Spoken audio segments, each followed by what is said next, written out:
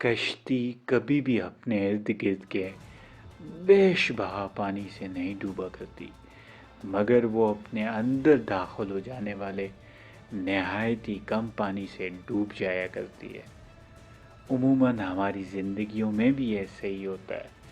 وہی لوگ ہماری زندگی کو ڈبو دیتے ہیں جنہیں ہم موقع دیتے ہیں کہ وہ ہماری زندگیوں میں ناحق داخل ہوں، ہمارے معاملات میں مداخلت کریں۔ ہمیں چاہیے کہ لوگوں کو اپنی زندگی سے باہر رکھ کر ان سے حسن سلوک سے پیش آئیں، انہیں اپنے راز و نیاز بتلا کر اپنی زندگی کو ڈبونے کا موقع ہرگز نہ دیں۔